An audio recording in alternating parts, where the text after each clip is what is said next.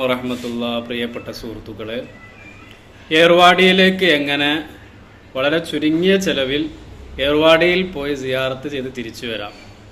ചുരുങ്ങിയ ചെലവ് എന്ന് പറയുമ്പോൾ തന്നെ നമുക്കറിയാം, ട്രെയിനാണ് നമുക്ക് ഏറ്റവും ചുരുങ്ങിയ ചെലവിൽ പോകാൻ പറ്റിയ ഏറ്റവും നല്ല മാർഗം.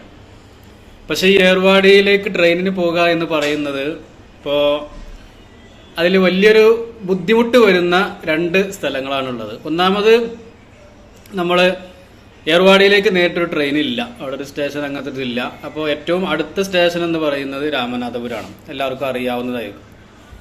ഏറ്റവും ബുദ്ധിമുട്ടുള്ളൊരു കാര്യം, ഏർവാടിയിലേക്ക് നമ്മൾ ട്രെയിനിന് പോകുമ്പോൾ, ഇപ്പോൾ നമ്മൾ ഈ മലപ്പുറം ജില്ലയിലുള്ളവരെ സംബന്ധിച്ചിടത്തോളം ഒന്നുകിൽ ട്രെയിൻ അവർ കയറുന്നത് ഒന്നുകിൽ തിരൂരിൽ നിന്നായിരിക്കും, അല്ലെങ്കിൽ കോഴിക്കോട് പരപ്പനങ്ങാടി.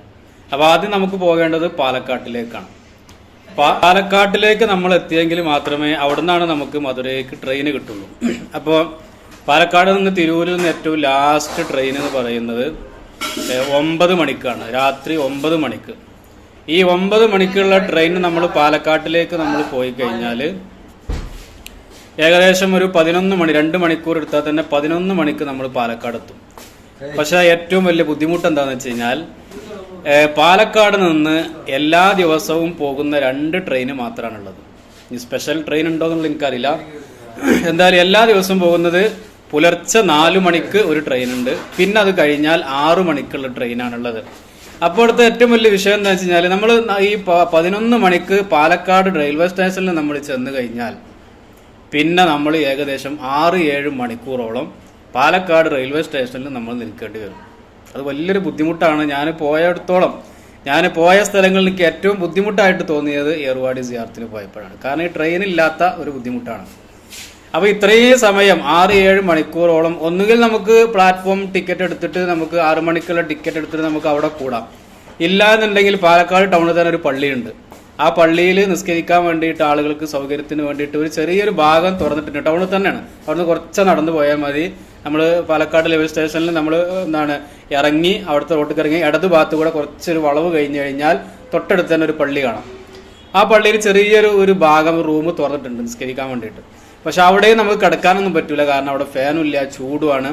ഏറ്റവും വലിയ ബുദ്ധിമുട്ട് കൊതുകിന്റെ ആറാട്ടാണ്. ഈ പാലക്കാട് റെയിൽവേ സ്റ്റേഷനിലായാലും ഈ പറയപ്പെട്ട പള്ളിയിലായാലും നമ്മൾ പോയി കിടന്നു കഴിഞ്ഞാൽ ഭയങ്കര കൊതുകാണ്. അത്രയും വലിയ ബുദ്ധിമുട്ട് സഹിച്ചുകൊണ്ട് ഈ 6-7 മണിക്കൂർ നമ്മൾ തള്ളി നീക്കണം. ഇനി നമ്മൾ നേരത്തെ എത്തിയിട്ട് കാര്യമില്ല. വണ്ടിയുള്ള ആളുകളെ പറ്റിയെല്ലാം പറഞ്ഞു. വണ്ടിയുള്ള ആളുകളെ സംബന്ധിച്ചിടത്തോളം പാലക്കാട്ടേക്ക് ട്രെയിനിന് സമയം കണക്കാക്കിയിട്ട് 6 മണിക്ക് മുമ്പായിട്ട് റെയിൽവേ സ്റ്റേഷനിൽ എത്തിയാൽ മതി. പക്ഷെ വണ്ടി ഇല്ലാത്ത ആളുകളാണല്ലോ പൊതുവെ ഞാൻ ഈ പറഞ്ഞ ചുരുങ്ങിയ ചെലവിൽ പോകാൻ ആഗ്രഹിക്കുന്ന ആളുകളെ സംബന്ധിച്ചിടത്തോളം, പൈസ ഇല്ലാത്ത ചുരുങ്ങിയ ചെലവിൽ പോകാൻ ആഗ്രഹിക്കുന്ന ആളുകൾക്കാണ് ഞാൻ ഈ പറഞ്ഞ ഈ ട്രെയിന് പറ്റുള്ളൂ.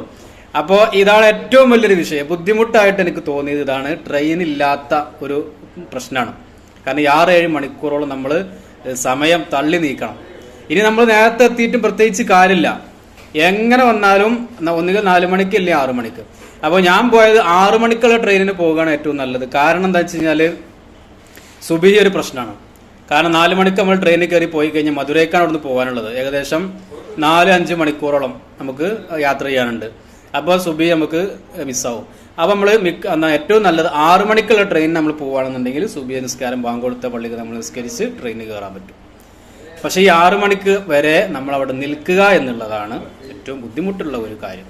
ഇനി വേറൊരു കാര്യം, നമ്മൾ മധുര ഏകദേശം ഈ 6 മണിക്കുള്ള ട്രെയിൻ കയറി കഴിഞ്ഞാൽ 11 മണിക്ക് നമ്മൾ എവിടെ എത്തും? മധുര എത്തും. നമ്മൾ മധുര എത്തിക്കഴിഞ്ഞാലുള്ള വേറൊരു ബുദ്ധിമുട്ട് എന്താണെന്ന് വെച്ച് കഴിഞ്ഞാൽ, സ്ഥിരമായിട്ട് എല്ലാ ദിവസവും പോകുന്ന ട്രെയിന് എപ്പോഴും രാമനാഥപുരത്തേക്കാണ് പിന്നെ നമുക്ക് പോകാനുള്ളത്. അങ്ങോട്ട് ഏത് സമയത്തും ട്രെയിനില്ല. പിന്നെ ഞാൻ ട്രെയിൻ അന്വേഷിച്ച് നോക്കിയപ്പോൾ ഏകദേശം 3 മണിയോടടുത്താണ്, വൈകുന്നേരം 3 മണിയോടടുത്ത സമയത്താണ് ഒരു ട്രെയിൻ ഉള്ളത്. നമ്മളവിടെ എത്തുന്ന എത്രയാണ്? 11 മണിക്ക് നമ്മളവിടെ എത്തും. പിന്നെ ഏകദേശം 12, 1, 2, 3, 4 മണിക്കൂറോളം നമ്മൾ വീണ്ടും അവിടെ പോസ്റ്റായി നിൽക്കണം. അപ്പോൾ ഏറ്റവും നല്ലത് നമ്മൾ പുറത്തിറങ്ങിയിട്ട് അവിടുന്ന് ബസ് പിടിച്ചാൽ നമുക്ക് ഏകദേശം 1-2 മണിക്കൂർ കൊണ്ട് ഏകദേശം 2 മണി അടുത്ത സമയത്ത് നമുക്ക് അവിടെ എത്താൻ പറ്റും, രാമനാഥപുരത്തേക്ക് എത്താൻ പറ്റും. അപ്പോൾ എനിക്ക് മനസ്സിലായിടത്തോളം ഈ ഏർവാടിയിലേക്ക് ട്രെയിനിന് പോകുക എന്നുള്ളത് ഈ ഒരു 2 ബുദ്ധിമുട്ടാണ്, ഈ 2 സ്ഥലങ്ങൾ. ഇനി സ്പെഷ്യൽ ട്രെയിനുള്ള ആഴ്ചയിൽ ഒരു ദിവസമൊക്കെ ട്രെയിന് ഉള്ള സമയങ്ങളുണ്ട്, ആ ദിവസം നമ്മൾ കണക്കാക്കി പോകേണ്ടി വരും. ഇങ്ങനൊരു ബുദ്ധിമുട്ടാണ്. ഇനി തിരിച്ചു വരുമ്പോഴും ഈ ബുദ്ധിമുട്ടാണ് ഏറ്റവും വലിയ പ്രശ്നം. അഥവാ രാവിലെ രാമനാഥപുരത്തേക്ക് ട്രെയിൻ ഉണ്ട് എല്ലാ ദിവസവും. രാവിലെ ഏകദേശം 8:30 ആ സമയത്ത് 8:10 ഇവിടുന്ന് രാമനാഥപുരത്ത് നിന്ന് നമ്മളെ ഇവിടേക്ക് നമ്മളെ മധുരയ്ക്ക് ട്രെയിൻ ഉണ്ട്. പക്ഷെ ഈ ട്രെയിൻ നമുക്ക് കിട്ടിയാലും നമ്മൾ ഈ പാലക്കാട് നിന്ന് പിന്നെ നമ്മുടെ നാട്ടിലേക്ക് ട്രെയിന് ഏകദേശം വൈകുന്നേരം ആവും. അപ്പോഴും നമ്മളവിടെ പോസ്റ്റായി നിൽക്കേണ്ടി വരും. എങ്ങനെ നമ്മൾ കറങ്ങി തിരിഞ്ഞ് നമ്മൾ പോയാലും നമുക്ക് ടൈം ഒന്നുകിൽ നമുക്ക് ടൈം നഷ്ടം. പിന്നെ കോയമ്പത്തൂർ വഴി അങ്ങനെ പോകണം, അപ്പോൾ ഒരുപാട് ടൈം നമുക്ക് നഷ്ടമാണ്. പിന്നെ നമുക്ക് എങ്ങനെ നോക്കിയാലും നമുക്ക് ട്രെയിൻ ഇല്ല എന്നുള്ളത് വലിയൊരു ബുദ്ധിമുട്ടായിട്ടാണ് എനിക്ക് അനുഭവപ്പെട്ടത്. കാരണം ട്രെയിൻ വളരെ കുറവാണ്. നമ്മൾ അങ്ങോട്ട് ഏർവാടിലേക്ക് പോകുമ്പോഴും ട്രെയിൻ കുറവാണ്, വരുന്ന സമയത്തും ട്രെയിൻ കുറവാണ്. ഈ ഒരു ബുദ്ധിമുട്ടല്ലാത്ത വേറെ ബുദ്ധിമുട്ടുകളൊന്നും, യാത്രയുടെ ചെറിയ ബുദ്ധിമുട്ടുണ്ട്. പിന്നെ ഏർവാട് നമ്മൾ ദർഗയിൽ എത്തിക്കഴിഞ്ഞാൽ ശ്രദ്ധിക്കേണ്ട ഏറ്റവും പ്രധാനപ്പെട്ട കാര്യം, അവിടെ ഫോണ് അലൗഡ് അല്ല. അഥവാ നമ്മൾ ഫോട്ടോ എടുക്കും, നമ്മൾ ദർഗയിലേക്ക് ചെന്നിട്ട് ഫോട്ടോ എടുക്കും, വീഡിയോ എടുക്കും.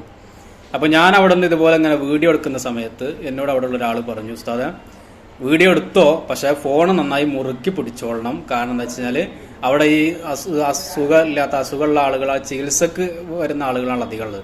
അപ്പോൾ ഈ ചികിത്സക്ക് വന്ന ആളുകൾ ചിലപ്പോൾ ഫോണ് തട്ടിപ്പറിക്കാനും അവരതുകൊണ്ട് ഓടും.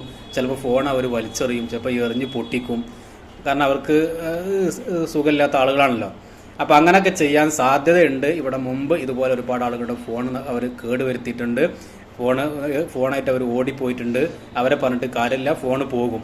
അപ്പോൾ അതുകൊണ്ട് നിങ്ങൾ ഫോട്ടോ എടുക്കാതിരിക്കുക, വീഡിയോ എടുക്കാതിരിക്കുക എന്നതാണ് ഏറ്റവും നല്ലത്. നിർബന്ധമുള്ള ആളുകളൊക്കെ ആണെന്നുണ്ടെങ്കിൽ മാത്രം ഒന്ന് ചുറ്റുഭാഗം ഒന്ന് നിരീക്ഷിച്ച ശേഷം മാത്രം, അല്ലെങ്കിൽ ഒരാളെ ഫോട്ടോ എടുക്കുന്ന സമയത്ത് ആരെങ്കിലും ഓടി വരുന്നുണ്ടോ എന്നൊക്കെ നോക്കാൻ വേണ്ടി ഒരാളെ നിർത്തിയതിനു ശേഷം മാത്രം ഫോട്ടോ എടുക്കുക.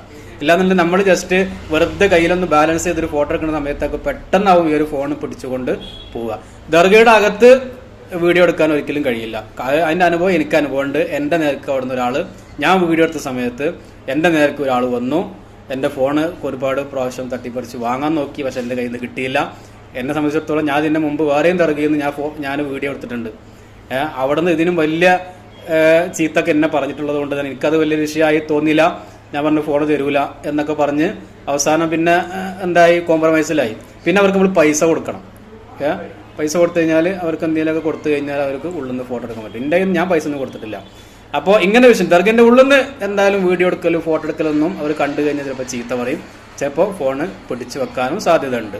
അപ്പോൾ അതൊക്കെ പ്രതീക്ഷിച്ചിട്ട് വേണം നമ്മൾ വീഡിയോ എടുക്കാനും അതുപോലെ തന്നെ ഫോട്ടോ എടുക്കാനൊക്കെ.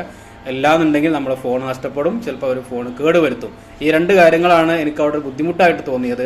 യാത്ര ബുദ്ധിമുട്ടില്ലാത്ത ആളുകളെ സംബന്ധിച്ചിടത്തോളം, ഇപ്പോൾ റെയിൽവേ സ്റ്റേഷനിലൊക്കെ ഒരുപാട് സമയം ട്രെയിന് കാത്ത് നിൽക്കണം, അതൊരു ബുദ്ധിമുട്ടില്ലാത്ത ആളുകളെ സംബന്ധിച്ചിടത്തോളം കുഴപ്പമില്ല. എത്ര സമയം പോയാലും കുഴപ്പമില്ല. നമുക്ക് പരമാവധി ചുരുങ്ങിയ ചെലവിൽ പോയി പോരണം എന്ന് ആഗ്രഹിക്കുന്ന ആളുകൾക്കാണെങ്കിൽ യാതൊരു കുഴപ്പമില്ല. പിന്നെ രാത്രി സമയത്തൊക്കെ നമ്മൾ പാലക്കാട് എത്തിക്കഴിഞ്ഞാൽ തിരിച്ച് ബസ്സും കാര്യങ്ങളും, നാട്ടിലേക്ക് ബസ്സും കാര്യങ്ങളൊക്കെ, അതും ഒരു ബുദ്ധിമുട്ടാണെന്ന് പറഞ്ഞത് കൊണ്ടാണ് ഞാൻ ഈ വിഷയം പറഞ്ഞത്. വേറെ പ്രത്യേകിച്ച് പ്രശ്നങ്ങളൊന്നുമില്ല. റൂമിന്റെ കാര്യം പറയുകയാണെന്നുണ്ടെങ്കിലും ഈ പറഞ്ഞ തന്നെ വൃത്തി ഒക്കെ കണക്ക് തന്നെയാണ്. നമുക്കറിയാം തമിഴ്നാടാണ്, അണ്ണന്മാരുടെ നാടാണ്. വൃത്തി വലിയ പ്രതീക്ഷിച്ച് നമ്മൾ അങ്ങോട്ട് ചെല്ലേണ്ട കാര്യമില്ല. പിന്നെ ഉറക്ക് കിട്ടാനും വളരെ സാധ്യത കുറവാണ്. കാരണം ഫുള്ള് നല്ല കൊതുകായിരിക്കും. അവിടെ റൂം എടുത്താലും റൂം എടുത്തിട്ടില്ലെങ്കിലും ഒക്കെ കണക്ക് തന്നെയാണ്. എല്ലായിടത്തും നിറയെ കൊതുകളായിരിക്കും.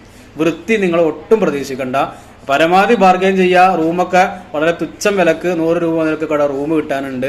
റൂമൊക്കെ നിങ്ങൾ ആദ്യം പോയി കണ്ടതിന്റെ ശേഷം റൂം എന്താണ് നിങ്ങൾക്ക് പറ്റുന്നുണ്ടെങ്കിൽ മാത്രം റൂം എടുത്താൽ മതി. മറ്റേത് പൈസയും കൊടുത്ത് അഡ്വാൻസ് കൊടുത്ത് റൂമിലേക്ക് ചെല്ലുന്ന സമയത്തായിരിക്കും റൂമിന്റെ അവസ്ഥ നമ്മൾ കണ്ടിട്ട് പിന്നെ നമ്മൾ പറയാൻ നിന്ന് കഴിഞ്ഞാൽ ശരിയാവില്ല.